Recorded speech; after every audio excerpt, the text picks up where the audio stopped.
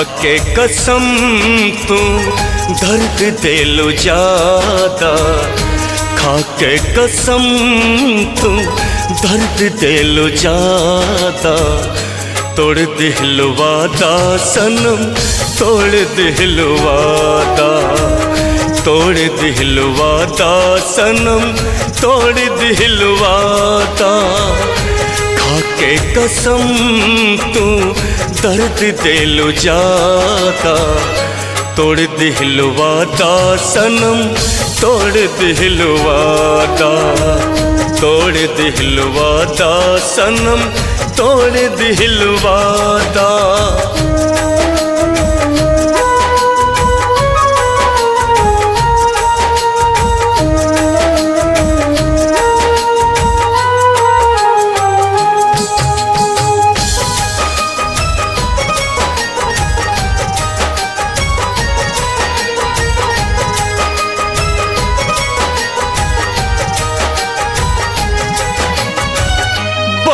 घुट घुट के जिए नियबता, दर्द जुदाई के पिए नियबता।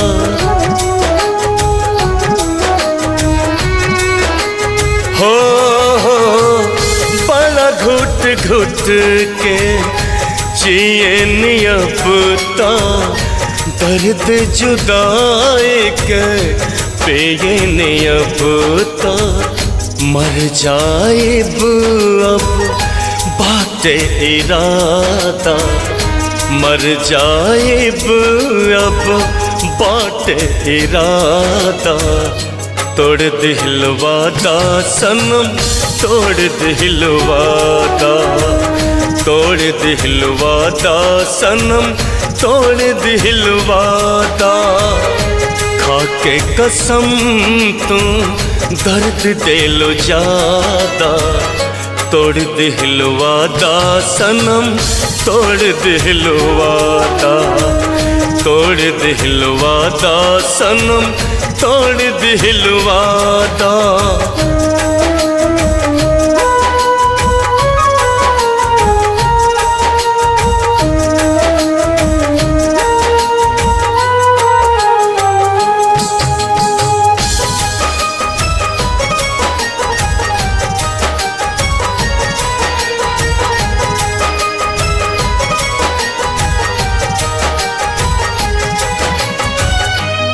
साथ खेलत साथे बीतल जवानी, बन न सकल प्रेम कहानी।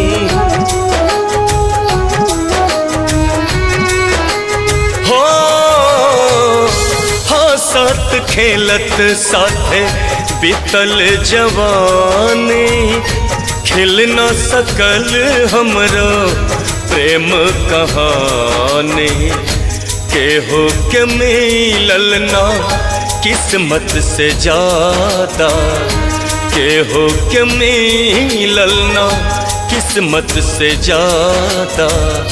तोड़ दिल वादा सनम, तोड़ दिल वादा, तोड़ दिल वादा सनम, तोड़ दिल वादा।